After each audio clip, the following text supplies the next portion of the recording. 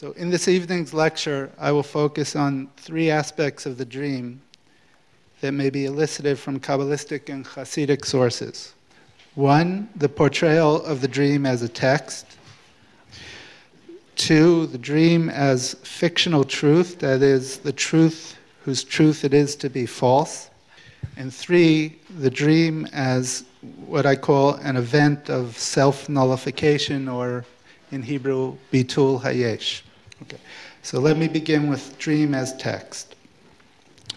The first of the three topics concerns the identification of the dream as a text and the corollary proposition that dream interpretation is a form of exegesis, an idea that should be familiar to people from Freud, and there are scholars have argued Freud took this central idea from the rabbinic material.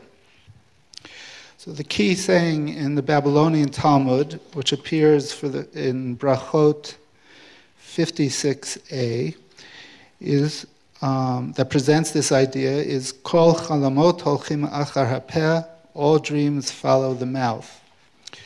And this parallels a statement attributed to Rabbi Yochanan in the Palestinian Talmud, Kol hachalamot holchin achar pitronehem, all dreams follow their interpretation. So we can speak of a hermeneutical circle that the stuff of the dream is determined by its interpretability, though the latter is determined by the stuff of the dream. We're reminded of this wisdom in a statement that's transmitted in the name of Bar Kapara, Leit chalom she'en lo pitron, there is no dream that does not have an interpretation. Now, this maxim doesn't simply imply the trivial fact that every dream has an interpretation, but the more radical notion that the interpretation is constitutive of the dream. So to speak of a dream without interpretation is as meaningless as speaking of a text without a reader. So interpretation fulfills the same purpose in relation to the dream. There is no dream without an interpreter. So in this light, we should consider the text number 1. So the teaching that all dreams follow the mouth is offered here as the rationale to legitimate the multivalency of the dream, which in the Talmudic context means not only that manifold interpretations of a dream are possible, but that they all will be fulfilled, a harder thing for the human mind to comprehend. So the example of Joseph is given in this text. And Joseph is the paradigmatic interpreter of dreams in Jewish lore, and his example is cited as the biblical basis for this principle. And the wide-ranging repercussions of this may be adduced by the qualifying remark attributed to Rava that it is valid to say that the meaning of the dream is made real by the interpretation only in the case that the interpretation corresponds to the content of the dream. So, notwithstanding the qualification of Rava, the rabbinic idea bespeaks an audacious hermeneutic that endows the interpreter with the power to make the image of the dream come true. The implication of the rabbinic teaching is made explicit in several passages in Sefer HaZohar, the anthology of Kabbalistic lore that began to circulate in the 13th and 14th centuries, went through an extensive process of scribal transmission. The manuscripts were redacted into the printed versions of Mantua and Cremona in the 16th century. So let's turn to text number 2. So as we find often in Zoharic homilies, this passage is a tapestry woven from the threads of various rabbinic dicta. The cord that ties the different sources together is the belief that nothing in the lower world materializes except through the divine decree that can be delivered in the form of prophecy, a dream, or the chirping of birds. And what is of particular importance for our purposes is that the Talmudic maxim that all dreams follow the mouth is explained by reference to another rabbinic view that the dream comprises both truth and deception. So interpretive skill is required to separate the wheat from the chaff. And precisely because there is this mixture of truth and falsity, the dream can portend either good or evil, and thus its result will be dependent on how it's interpreted. The creative potency of the dream interpretation to mold events in time is related to the larger Kabbalistic premise that the word rules over everything. So the remark can be taken as confirmation of the primacy accorded to language, which is an essential postulate of Jewish esotericism through the ages. So more profoundly for the Kabbalists, the word is not only the agency of the divine creation, it is the very substance of creation. After decades of study, I have not discovered any Kabbalist who would not agree to the view that what exists in the world are the manifold permutations of the 22 Hebrew letters, themselves thought to be enfolded in the Tetragrammaton, which is identified as the mystical essence of the Torah. In the second passage from the Zohar, this would be text number 3, from a section called Sabah de Mishpatim, we can discern an effort to distinguish the dream from scriptural exegesis. So after stating that the Torah does not consist of words of a dream, whose meaning is determined by the mouth that interprets them, but which nonetheless must be interpreted in a manner that corresponds to the dream, the Zoharic author insists that with respect to scriptural words, it is even more imperative that they be rendered in concurrence with the way of truth, even though each one embraces multiple words of wisdom. So the contrast between the dream and the Torah only underlies the element that ties the two together. So just as a dream has a manifest and a latent meaning, so the literal word of Scripture comprises hidden meanings that must be extracted through skillful exegesis. A point that's made later on in this section of the Zohar with the claim that the wise ones who are full of eyes can see the light of the divine mysteries radiating through the garment of the letters. The exact language is migo levusha. That is, one apprehends the secret through the garment and not by removing it.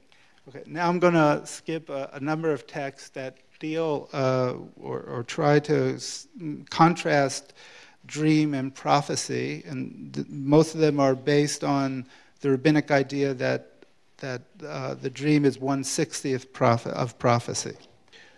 So the text that I'm skipping, all of them seem to confirm the rabbinic conviction that after the demise of the institution of prophecy, the matter of prophetic inspiration becomes the patrimony of the sages, the Chachamim. But it's also found, according to the Zoharic text, in dreams and in the speech of birds. And so what they all have in common is that they call for the need for interpretation, which is connected in the Zoharic text with the last of the Sephirotic potencies, Malchut or Shekhinah. And so to cite one text that makes the point, and this would be text number 6.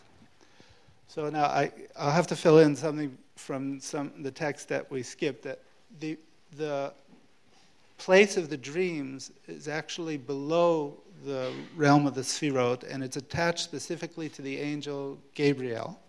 But in this passage, it says the interpretation is actually higher from the dream because it's, in the language of this text, b'dibur kayama milah.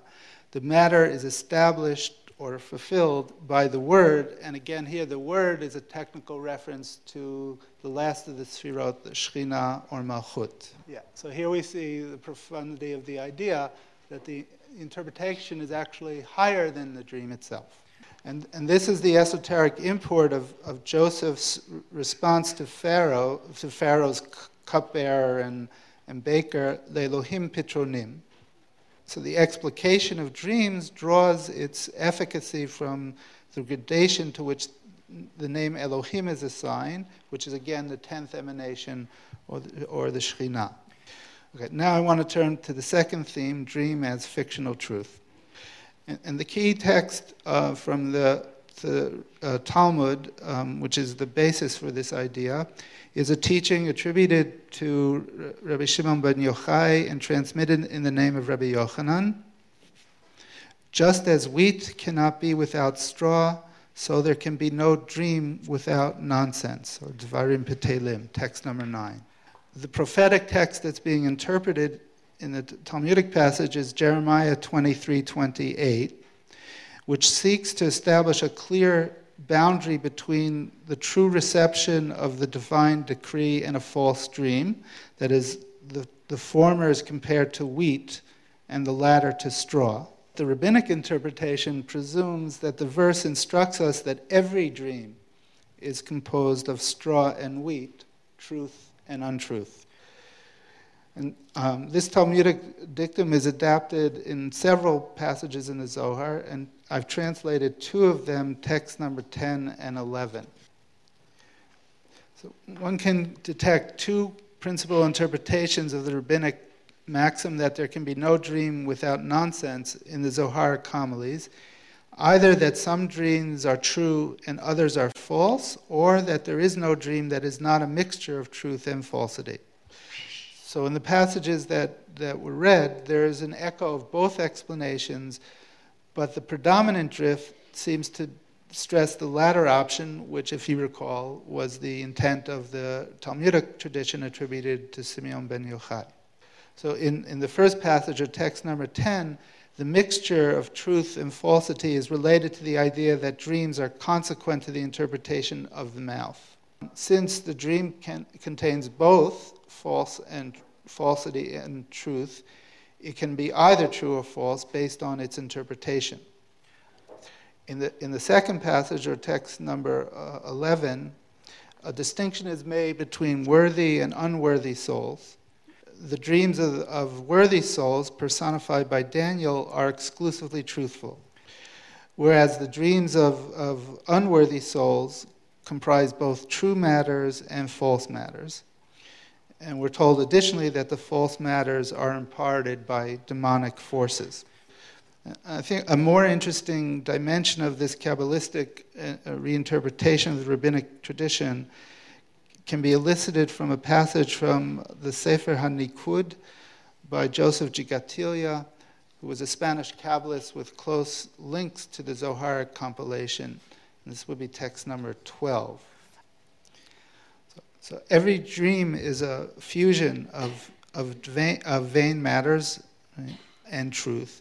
Even the dream of prophecy, which is distinguished from commonplace dreams insofar as it's completely truthful, but even dreams of prophecy must employ figurative language, mishalim, that are literally false, with the exception of the prophecy of Moses. And here, Gigatilia and other Kabbalists would follow a distinction made by Maimonides. The fact that every dream includes false matters is due to the inherent limitations of the material body and the imagination, which is always dependent on sensations that in turn are tied to the body. But the knowledge that we access through dreams transcends those very limitations. Indeed, the dream is the means to reach the highest level of knowledge, which is in fact an unknowing. I would say a gnosis that is an agnosis. The thought that cannot be thought, but as what cannot be thought. But that's the point, actually. It's the nonsense of the dream here that's transformed into a higher kind of sense, which is literally nonsense. So, and this aspect of the dream, chalom, is represented by the cholem, the vowel that symbolizes the emanation of keter, or the divine nothing, ayin, since this vowel is positioned on top of the consonants. So in light of the connection between the dream and keter, the act of dreaming is mystically conceived as a state of contemplation, hitbodedut, that facilitates the mental ascent of the soul separated from the body and its absorption in the divine nothingness, or the ayin.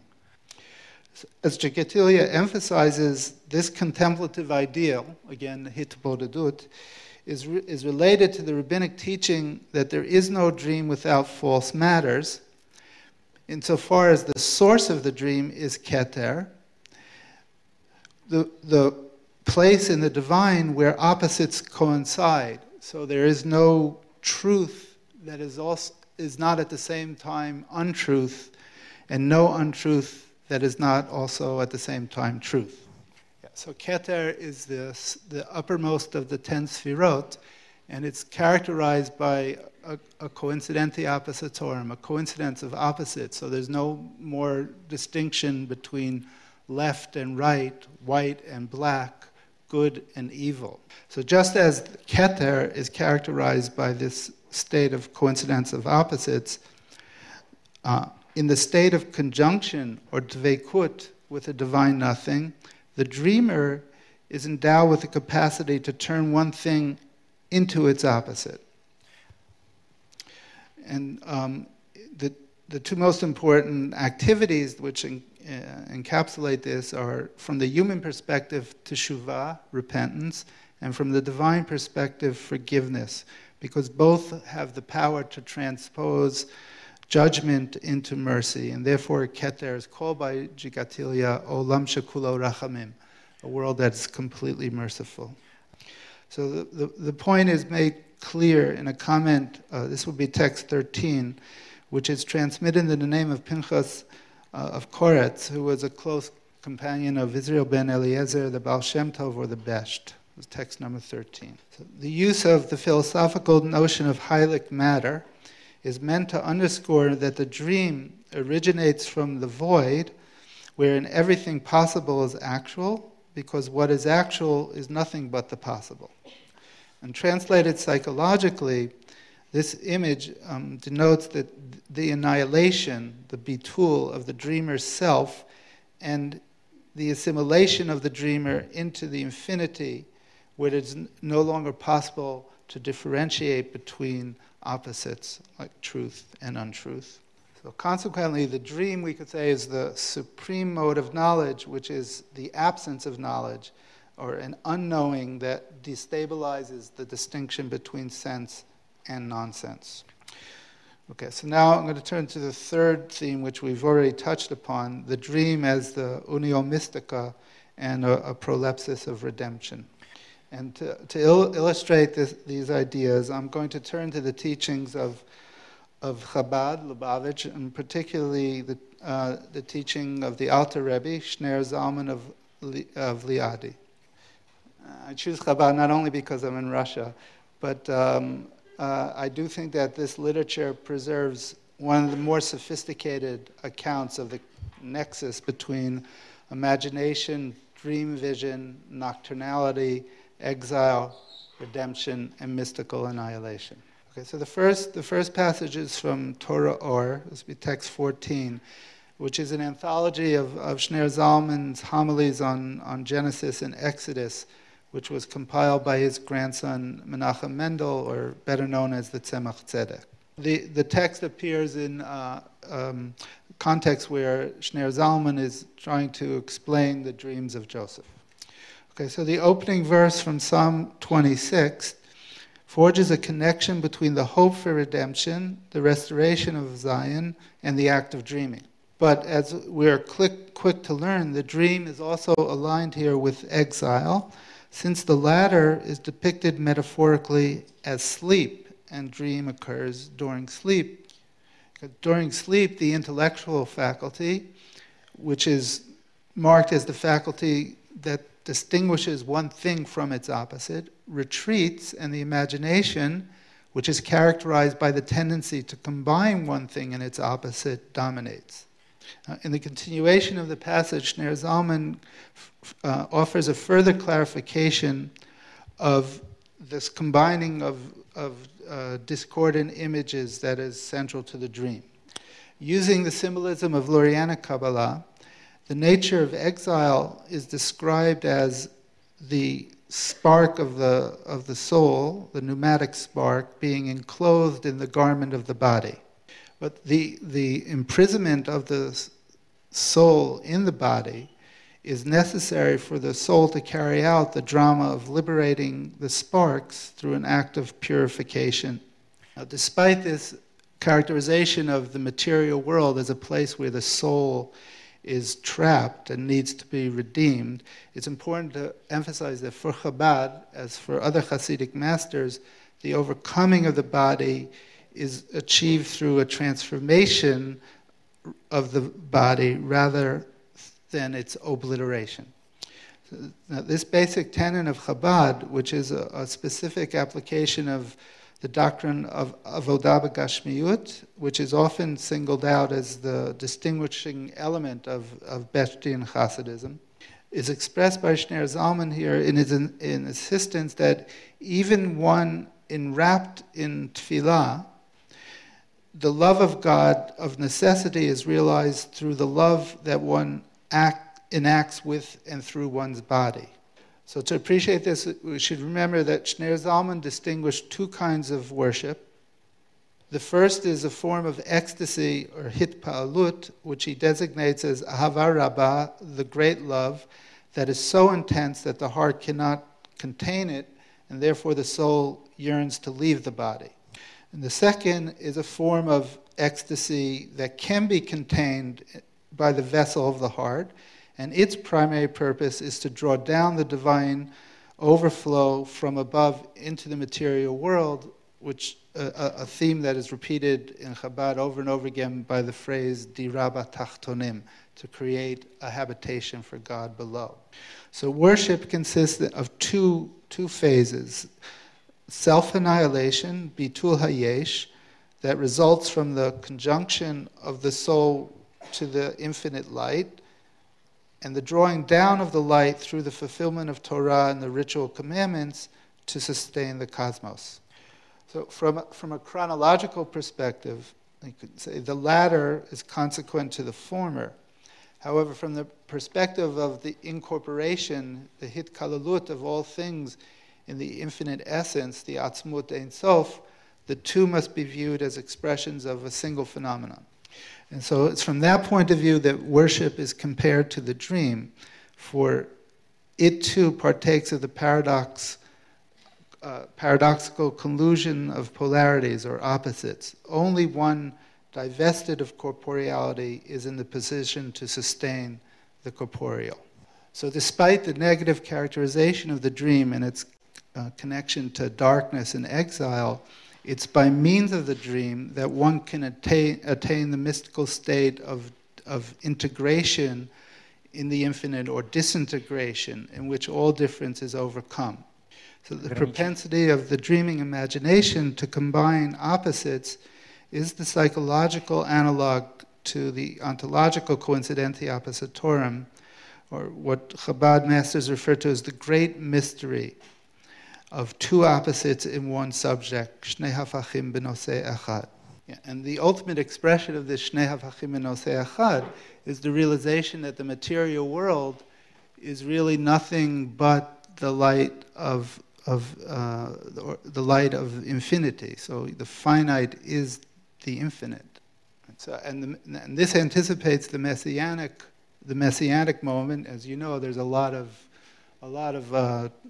discussion about messianism and Chabad, but very few people have actually paid attention to what the teaching is about.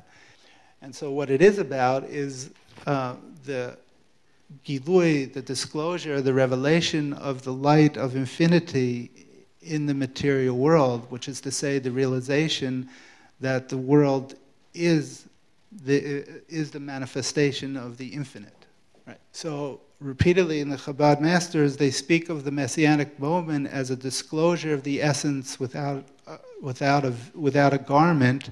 But what that really means is coming to see that there is no seeing but through the garment that is the world.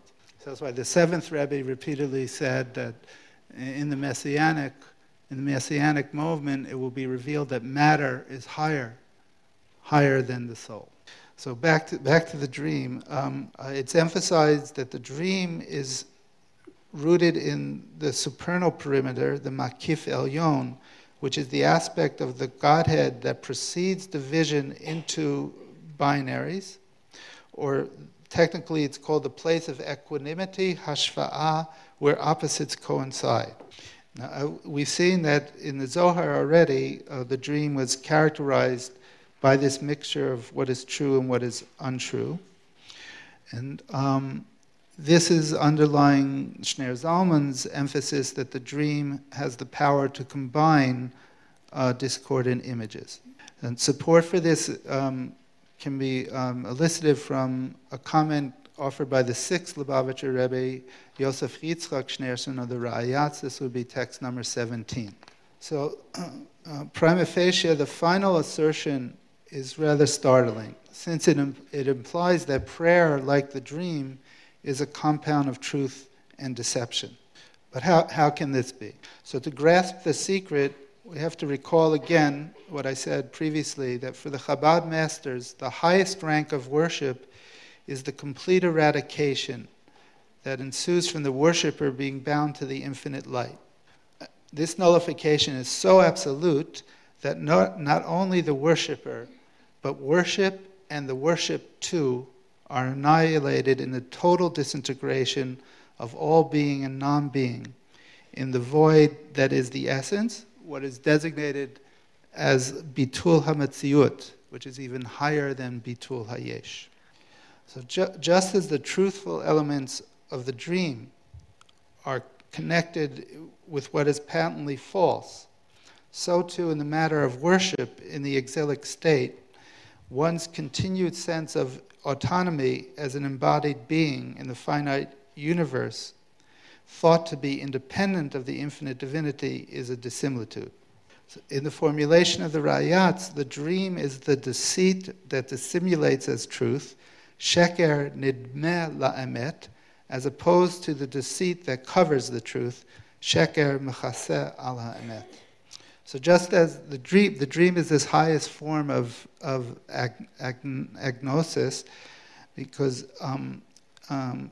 it is through the dreamlike state which one achieves in the proper mode of mystical worship, that one can see through the veil of concealment, ha'elam, that is the world, ha'olam, according to a wordplay that appears repeatedly in Chabad. So to cite the Rayats, again, the continuation of the passage, this is the intent of we will be as dreamers, to combine two opposites as one, for if one's worship and prayer was authentic, then all day long one would fulfill in all your ways know him, for the trace of the prayer will remain with him, and he will be mindful of divinity constantly in all affairs and activities. Okay, so I'm coming to the conclusion.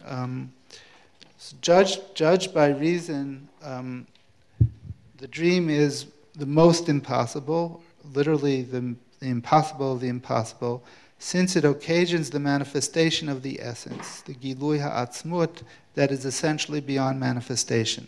So in this way, the dream anticipates the Messianic future, in which there will be this disclosure of the essence without any obstacle. But as I've already explained, what this really amounts to is seeing the veil unveiled as the veil. I would say the Kabbalistic wisdom is that there is no naked truth, because if truth were naked, there would be no truth to behold.